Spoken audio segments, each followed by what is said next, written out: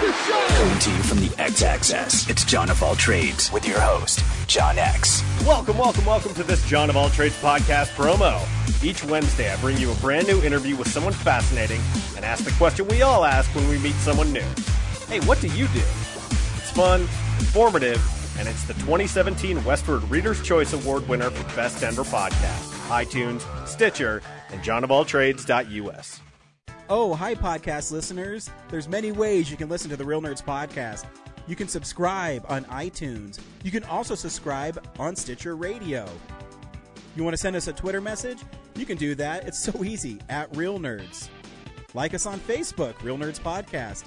You can visit our website, realnerdspodcast.com, where there'll be a lot of articles for you to not only read, but to listen to our previous shows. Do you like your stories told through pictures? Then you can also follow us at Real Nerds on Instagram. You can also call us, 720-6nerds5. Thanks for listening and enjoy the show. Hi, this is Jonathan Tiersten from The Perfect House and Sleepaway Camp, and you are listening to the Real Nerds Podcast.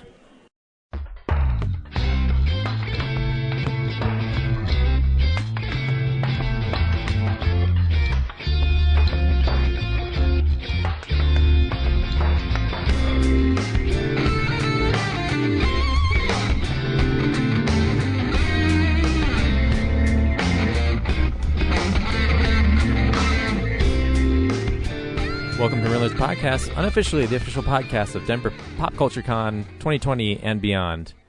I'm your host, Brad, and with me is Zach. And every week, the Real Nerds go see a new movie and podcast their experience of the world. This week, we saw The Gentleman. The Gentleman, yeah, Guy Ritchie. So we talk about what we thought about the movie, play the trailer, and then spoil it after the trailer. So check that out at the end of the show. Yeah. Full disclosure, we recorded a whole episode or did we? an hour ago, and yeah, Zach's right. We're not sure we actually even pressed record, so we're doing it again. Yeah, again. Which means a show that we already declared another terrible episode of The Real Nerds because it's just me and Zach is going to be even worse Yeah. than the one we lost. You thought that it couldn't get any worse? Yeah. This is it. Because we're going to burn through Everything. everything. I think the last episode was an hour and a half, so... let's see if we can chop it right now. Yeah. 45 minutes. Yeah, maybe 30. So let's start by recycling my joke of... What segments do we have? I don't know. Let's just make them up. And one of those segments is going to be what I do around town. Brad, what do you do around town? Hey, film buddies, follow me around Denver.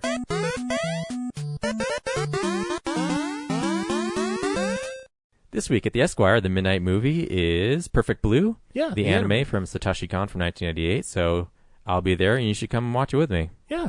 Go ahead and watch it with Brad. Watch anime with Brad.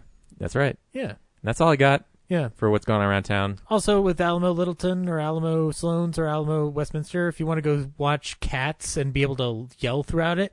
Yeah, You have check your out their opportunity. rowdy screening. Yeah. Tell Tom Hooper, yell at the screen what you think. Yeah. Yeah. Gee, what else? What other segments could we build into this show? Maybe one that talks about what kind of Blu-ray and DVD releases that are coming out. I think that's this week. I think that's entirely possible to do at an efficient level. DVD releases and Blu-rays. So yeah, Academy Award nominee Parasite is coming out to Blu-ray via Neon, so you can check that out. There's a reissue of Tammy and the T-Rex on 4K and Blu-ray. Big discussion point on the show as of late. The big new release is Terminator Dark Fate on 4K Blu-ray and Steelbook from Best Buy, so you can check that out if you haven't seen the latest Terminator adventure. Criterion's putting out a couple films, amongst them Failsafe from 1964, Sidney Lumet film. And also All About My Mother, a Pedro Almodovar film that I all recommend you check out. Screen Factory is putting out Let's Scare Jessica to Death. It's a film that had a lot of interesting rights issues, and I'm happy that it's getting a release. I cannot wait to finally see it. And then there's a steelbook coming out of the Slumber Party Massacre from 1982. That cover's really nice. It's got the driller killer out there in full view for everybody to see. And then also Shot Select is putting out Very Bad Things, the Peter Berg film that kind of launched him. I don't know if you'd want to call it a launching point necessarily, but it was on Henry's list from 1998, so you can check that out. Edward Norton's directorial outing Motherless Brooklyn is available on Blu-ray. You can check that out. Got Willem Dafoe, Alec Baldwin, and Bruce Willis running around in there. Good times for all. Arrow Video is putting out Edge of the Axe in a cover that would be described as a ripoff of both The Shining and Jason Voorhees. You can check that out on Blu-ray from them. Scream Factory is also putting out Body Parts from 1991, a little Jeff Fahey classic that you can all check out. And that is pretty much it, other than the 5th season of Ballers. And the Blu-ray release of Harriet, the recent Oscar nominee from 2019. You can check that out now. And that's Blu-rays. Inherently, you can check those out. You can always check them out. You always check those out. You don't have to not check them out. That's the point of the segment is you can check them out. They're coming out, so you can check them out. Check them out and avenge me. Hey, check this out. Entertainment has news. It's real news.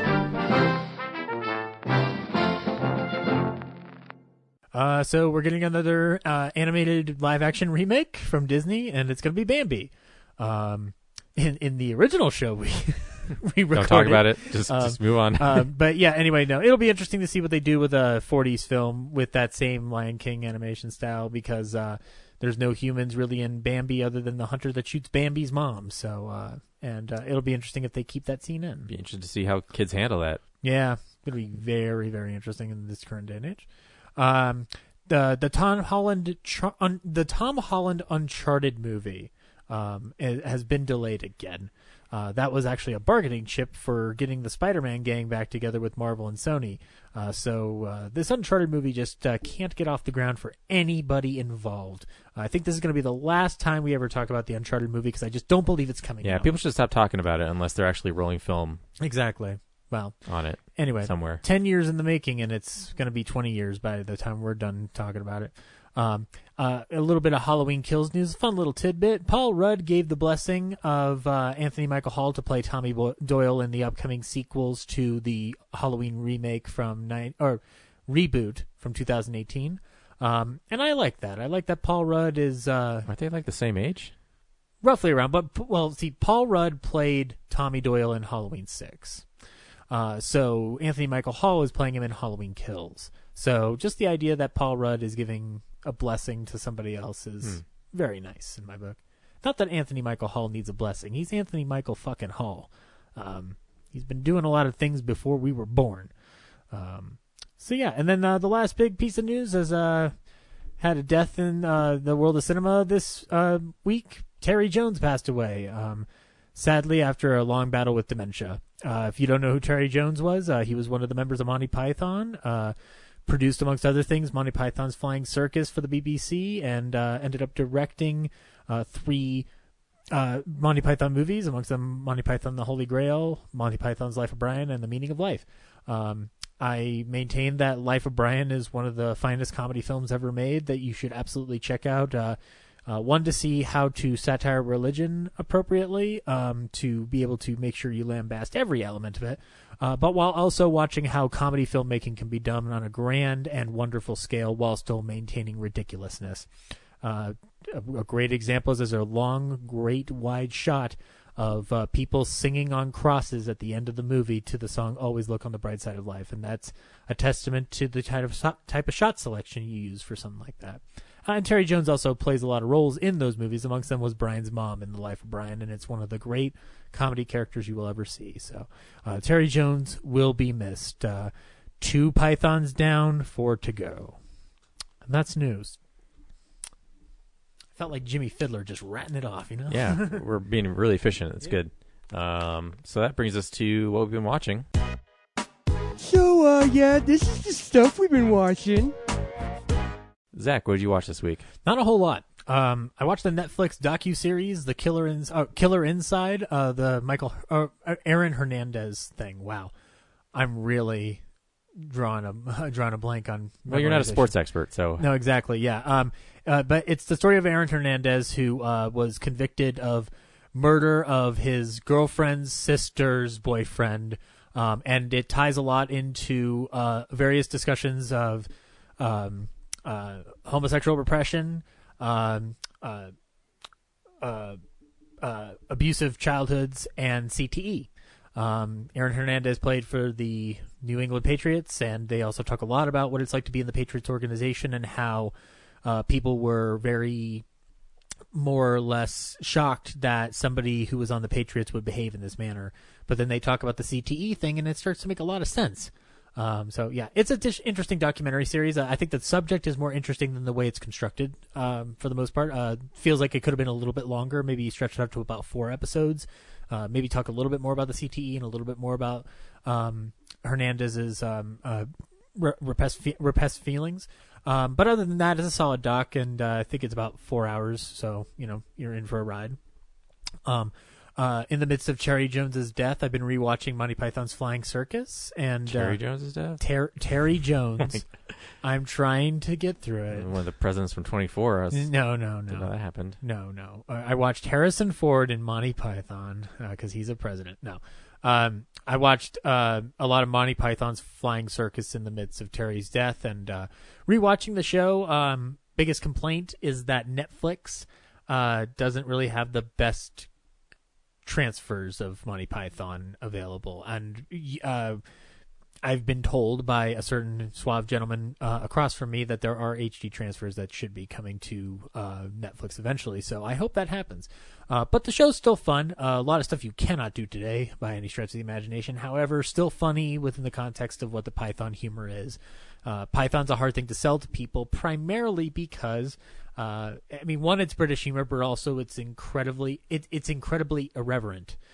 So you don't, you're not always going to get everything right away. And it's something where if you're not on their wavelength, it's best just to not even try. The movies are a lot more accessible than the show, I found, strangely. But yeah, I'll probably keep going through those and rewatch the movies. And they have a bunch of the specials on Netflix too, including the one that they did when Terry Jones was still alive, when it was called 5 Down, 1 to Go. Monty Python Live mostly. So yeah, there was that. And then the last thing I watched was a documentary called Night Will Fall, which is a documentary about the propaganda film that Sidney Bernstein made called German Concentration Camp Factual Survey, which was a film that he commissioned through the Army with Army cameramen to make in order to document the crimes of the Holocaust after the camps were starting to get liberated by both Britain and other members of the Allied forces. And Hitchcock, the subject of my side podcast, was actually flown over to England to help supervise the structure of that film until it was more or less shut down by the British government in the change of direction, because there was an attempt to not isolate Germany too much after the war with all of these films. But the film exists, and they show the film. They reconstruct it according to what Hitchcock and Bernstein had intended, with new voiceover, because the voiceover never got done. And the imagery is disturbing, obviously, as a Holocaust film. I found that the footage seemed... somehow it just felt more disturbing than even what George Stevens had shot. And George Stevens his film was shown at the Nuremberg trials. Bernstein's film, footage from it was shown at other war crime trials. So it's a testament to the power of what film can do to expose evil. And it's also very interesting to listen to the stories of the cameramen who were actually behind those cameras filming that footage, because for as technical they are also very emotional about it, and obviously it's a tough subject for them to talk about. So I recommend you check it out, especially if you've seen 5 Came Back. It's something I definitely recommend people check out. So and that's all I watched this week. Brad, what did you watch this week? It's gonna be tough. Yeah, tough to go through this again because I watched a lot. Yeah. But I'll start by saying that last night I rewatched Ford v Ferrari, and it's gonna be tough to watch that at home, because the sound design is so amazing and I can't recreate it there. Yeah. But I still want to see it on RPX. Yeah, I wish I'd saw it in 4DX. That would have been a lot of burnt rubber smells. But yeah, and it got nominated for sound editing and sound mixing. So the movie Rubber is the one with the killer tire, right? Yeah. They should do a double feature with that in 4DX. It's a small movie. I don't know what you would actually. I don't know. Just to see Rubber in 4DX. But I don't usually care about the Oscars. But if I had to choose, it was definitely deserving of those nominations. So another story. I signed up for the Regal Unlimited Pass last week. I gave up on the Alamo ever selecting me for season pass. But then a twist. So I did that, and I went and saw a couple of movies on the Regal Pass. I'm going to exploit it as much as I can, get my full dollar's worth. So the first thing I saw was Little Women, which was a nice movie. Yeah. I'd never read the book or seen the other movie, so I had no context of how Greta Gerwig had made it different. I just heard she's, it's a more of a non-linear structure for the movie. You kind of jump to the future and the past, but it still holds together. Bob Odenkirk plays the dad in it. And when he says the line of the movie, the title of the movie, Little Women, the way he delivers it, I just felt like I was watching a Mr. Show sketch, which is funny. So Laura Dern also mentions the title. So twice in the movie they say the movie title. But yeah, it's just a nice movie about female empowerment. I really like Joe's journey, becoming a writer through all these experiences. Yeah, and then I watched Just Mercy, which is the Jamie Foxx, Michael B. Jordan movie about Michael B. Jordan's is a lawyer who wants to help people on death row who may have been unfairly convicted. So there's 3 people on death row. I think this takes place in Mississippi. He teams up with Brie Larson. They start their own agency. There's 3 people on death row. Jamie Foxx is the one they focus on the most. He's framed for a murder of a white girl in a dry cleaners. Then the other guy is a Vietnam vet who has a PTSD episode where he builds a bomb and detonates it, not intending to kill anyone, but it does. So he knows he's guilty. He knows he's guilty, but again, there's other people would have been argued that he had a mental illness and should be in an asylum and not on death row. Right. And then O'Shea Jackson Jr. is in it. He's the third guy, but they focus so little on what his story is that I've forgotten what it is. Right. But it's mostly about Jamie Foxx and all the pitfalls he goes through. Like, he's clearly not guilty, but the entire justice system puts every roadblock in his way to keep him on death row. Mm-hmm. So that was a powerful movie. But there's one point where, despite everything going wrong for them, finally Michael B. Jordan has access. Like, he just takes his case to primetime and goes on like a 60 Minutes or a Nightline or something, and makes Jamie Foxx's case, to the public eye, and that gets things moving. And I'm just like, well, if you had that option the whole time, why didn't you do it for the other guy who was on death row sooner? Right. So I kind of dinged it for that. I also watched Bombshell, which is the dramatization of the harassment going on at Fox News. And that's so fast paced that I found it hard to keep up because they throw so many characters at you. I don't think there's any downtime of anyone reflecting on anything. It's just constantly characters talking. Mm-hmm. It's very fast paced. And just a look into a dirty organization. But there wasn't much else I didn't already know there. Right.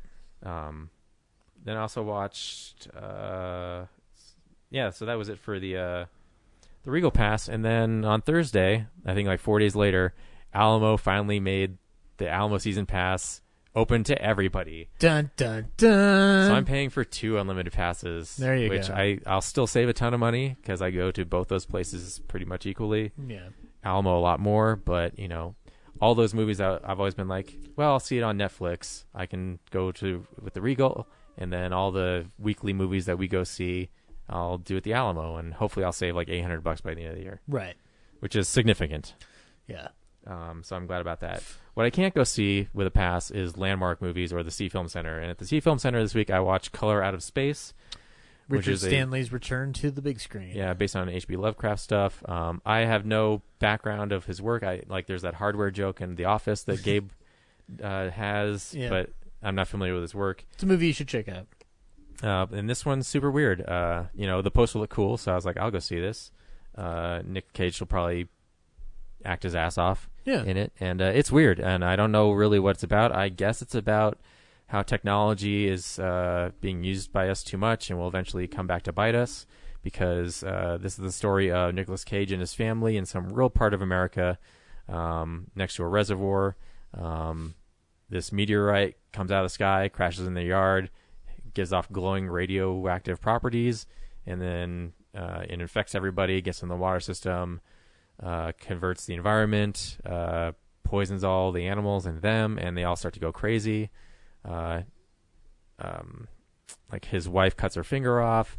Her daughter's a Wiccan, and she like cosplays as a Wiccan in the woods. And so they have a little boy and an older son. The little boy's just kind of sitting on the lawn watching things go down for a while, because he's mesmerized by the meteorite. And then they have an older son who's kind of out of play for a little bit, but he kind of like squares off against the daughter as they have their like hallucinogenic episodes, and it's just a lot of weirdness. Like animals and humans get fused together from the color radiation, and bugs are born out of the rocks, and their entire farm, which they raise alpacas on. Lovecraft stuff happens. Just a lot of weirdness. Like the whole time, it's like, what is Lovecraft what is the stuff point? happens. That's what happened. And the visuals are great. Like they're for as low budget as I imagine this movie is. Like whoever is doing the after effects and the CGI is actually doing it quite well. But again, I'm just like, to what point? So yeah. And then the last thing I saw was on Netflix, and that was As Good as It Gets, which I haven't seen since I was like in high school when it came out. And back then, I didn't realize like how heinous the things that Jack Nicholson's character says. Not a great guy in that movie. Yeah, Not a great he guy. plays a writer with OCD. He's a shut-in. He lives in an apartment building with his neighbor Greg Kinnear. He's a gay artist, and then he goes to lunch like every day at the neighborhood bistro, where the waitress is Helen Hunt, and she has a son who, I forget what illness he has, but he's constantly at risk of death. So anyway, Jack Nicholson is really mean to all those people. And basically, as all their different stories weave through each other, you know, they kind of grow as people. And Jack Nicholson, most of all, he's got no one else is really a bad person. It's just him. Yeah. And through those other experiences, he learns to not be an asshole. Indeed. As much. So, yeah, he falls for Helen Hunt. He has to take care of Greg Kinnear's dog after he's beaten in his own apartment and sent to the hospital. And so those things break him out of his shell. Yeah. That's what I watched this week. Be interested to rewatch it on Netflix if it's available there. Yeah, and there's also a ton of people that, you know, you're familiar with today, but probably didn't recognize when they were in the movie back then. Yeah, Skeet Ulrich. Jamie Kennedy. Harold Ramis is in the movie. Shane Black's in the Shane movie. Black. Yeah. Yeah, quite a cast. So that brings us to the movie this week, and Corinne has some thoughts about The Gentleman. Hey nerds, it's Corinne. Sorry I wasn't able to make it on the episode this week, but I did get to see The Gentleman and just wanted to share some brief thoughts about it with you guys. Would I recommend it? Yeah, I would. I guess if those kinds of movies are your cup of tea, as it were, which is kind of weird because I'm not really big into like crime or gangsta movies or anything like that. Like this genre is not really like my thing, but going to see it, I was pleasantly surprised by how much I enjoyed it. And I realized after I walked out, I was like, oh, it's because this is like The Blacklist. I mean, the movie has like all the same elements that The Blacklist does, except it doesn't have any of the stupid shit. It's basically like it shares a lot, like the best elements of that show without any of the dumber elements. So it basically is just like, yeah, it's like gentlemen criminals who, you know, are slightly like a cut above like the just kind of like your lower class criminal, like the fact that they have like a code of honor, as it were, that they live by. whatever that is. Like, you know, they're not just like your regular like street thugs. Like, these are like gentlemen criminals, and that they're, you know, polite and respectful when they want to, and then they are hard asses and they will wreck shit when they have to. And it's and yeah, like a couple of different characters get like nice little monologues, and I was like, yeah, this is very, very much James Spader's Raymond Reddington, and I love it. And there were definitely like other elements in the movie that I enjoyed. The whole like kind of like how meta it is in some of its like the dialogue and the way that it's framed. And also there are some elements that kind of felt like a little bit like a heist movie of like, you know, you were doing the thing while we were doing the thing, and we knew you were doing this. So like everybody is like basically trying to outwit the other person. And yeah, it's a lot of fun. I mean, if I had anything about the movie I didn't like, it was how often they use the C word. And I mean, I know that like it's different in England than it is over here, but I still don't like them using it.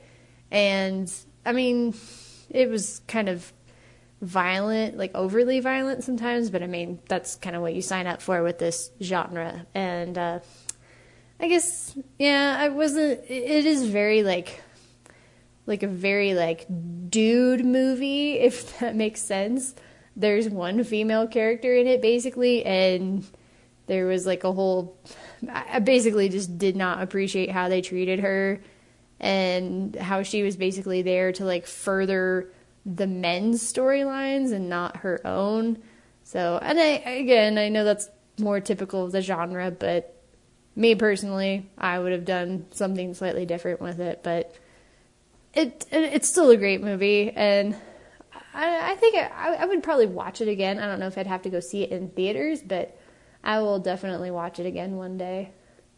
So that's what I would say about The Gentleman. I mean, go check it out if you haven't already, if those kinds of things are things that you like. Another quick thing of note, sorry, haven't done Catching the Classics yet again. Hopefully here soon, but I'm not going to make any promises on like, you know, next episode I'll for sure have something for you. But I mean, I think I really picked a bad time to go out, because The Graduate is like a movie that I'm like having a really hard time to like sit down and motivate myself to watch. It's like, do I really have to watch The Graduate, or can I watch something else? So I guess maybe if it is easier to like get me back into it, I might have to pick another movie to like just get my feet wet, get back into the groove of Catching the Classics. So I guess don't be surprised if that happens. But anyway, also I'm got another new article for the website, so that should be posted soon. Check out the website for updates, or you can follow me on Twitter at Catching Classic. I will post it on my Twitter as soon as I have it uploaded. So thanks, nerds, and hope to see you all again soon. Bye. Thanks, Corinne. Yeah. Zach, what'd you think of this dude movie? Yeah, it's a Guy Ritchie movie. Of course it's a dude movie. I'm not a big Guy Ritchie guy, other than the Sherlock Holmes films and the Man from U.N.C.L.E. ones. I've always found his films outside of that realm to be more or less the interesting characters, but the story doesn't always serve them as well as I think it should. This one was fine. I appreciated Matthew McConaughey and Hugh Grant in the movie for what they're doing with it.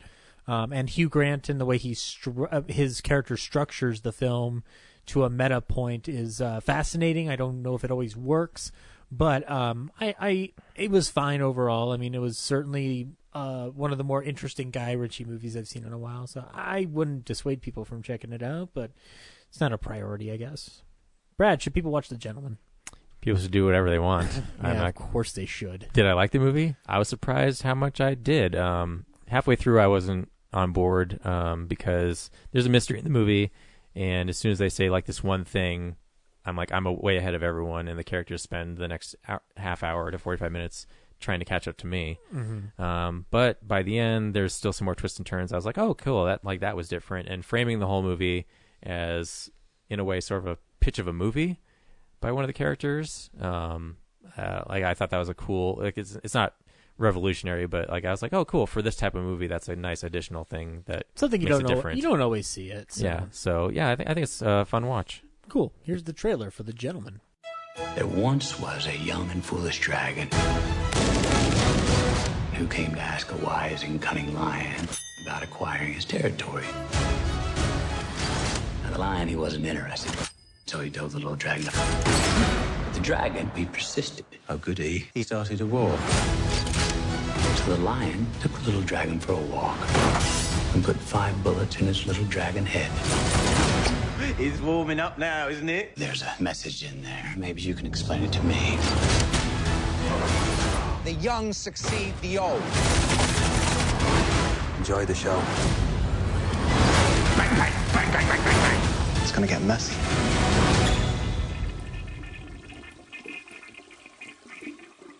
I forgot to wash my hands.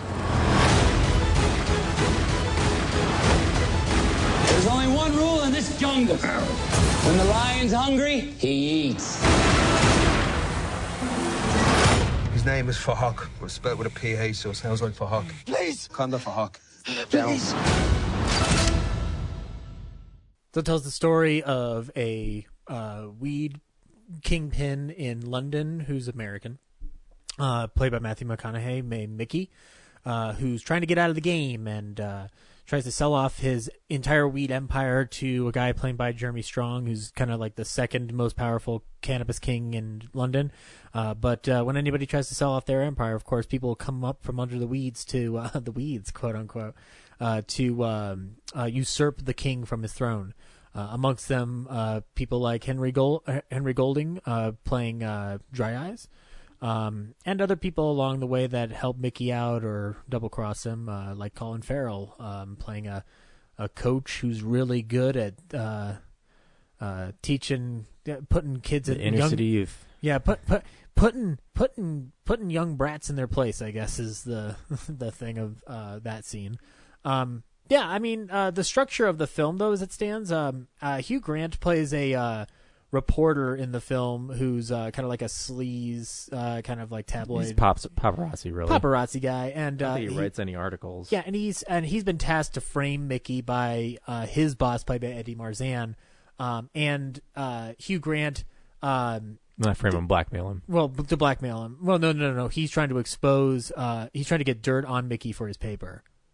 Okay. But then Hugh Grant is blackmailing Mickey through Charlie Hunnam. Through Charlie Hunnam, McConaughey's number 2, for I think it was like £40 million or something like that.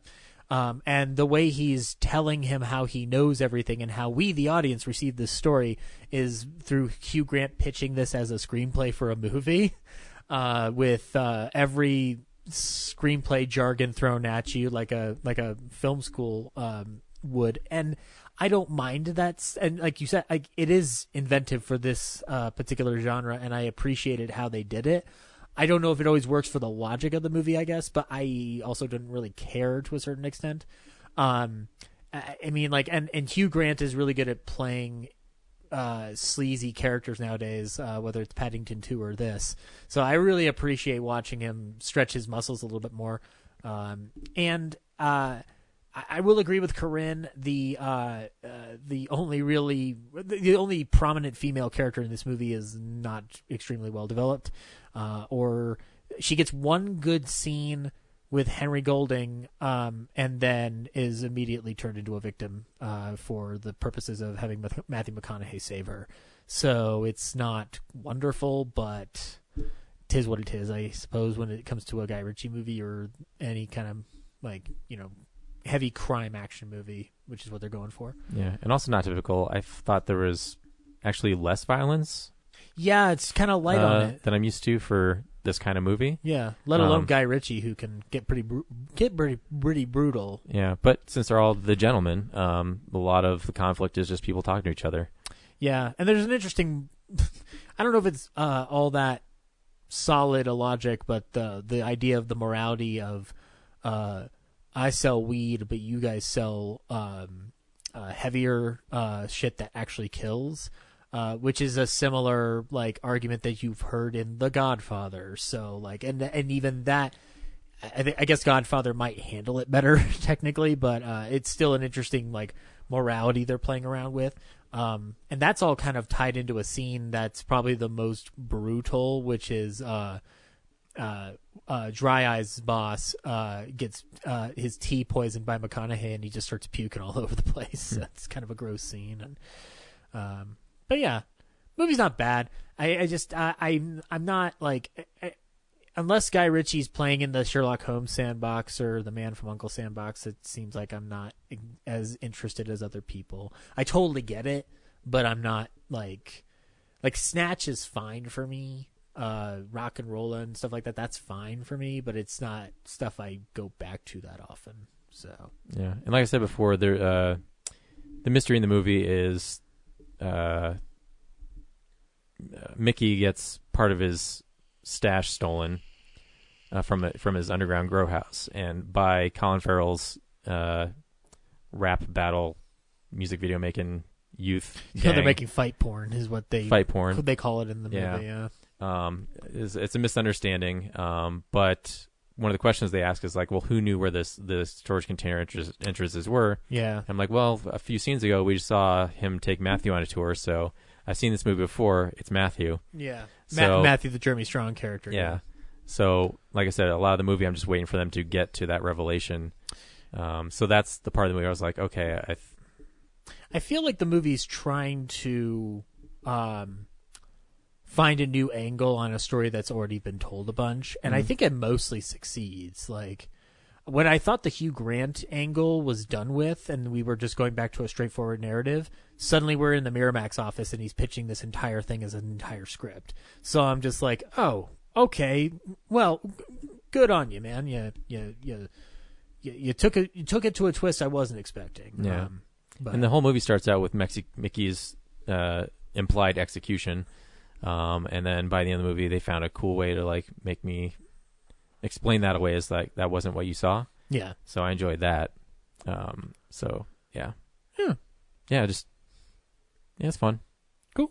So next week I don't know what we're seeing. I think Gretel and Hansel is the big wide release, but and then the following week is Birds of Prey. Yeah, so, which I'm still surprised is coming out this early, but yeah. I mean, I guess Captain Marvel came out like March 1st last year. It's more just like I just thought for whatever reason this was going to be an April movie, so that was just my fault for not reading things. I think it's like they feel like it's a Valentine's Day movie, so they're doing like the Star Wars thing where it's like a year or a week before Christmas, you know. Yeah, that's fair.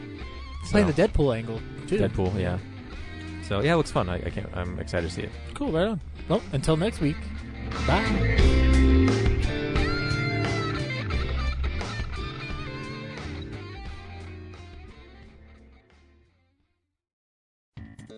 Thank you for listening to this episode of Real Nerds Podcast. Real Nerds Podcast is a production of Nebulous Visions Multimedia. Thank you to Sparks Mandrill and Plan 9 Studios for our kick-ass theme song. Also, if you're in the Denver area and you're looking for a cool place to see movies, we see them at the Alamo Drafthouse in Littleton and now also in Sloan's Lake. Thank you to Colorado Coins, Cards, and Comics for supplying us with all our comic needs, especially you, Andrew. You know who you are. And a big shout out to James's mom. I'm giving you an electronic hug that you can feel through the airwaves. Thanks for listening, and have a nice day.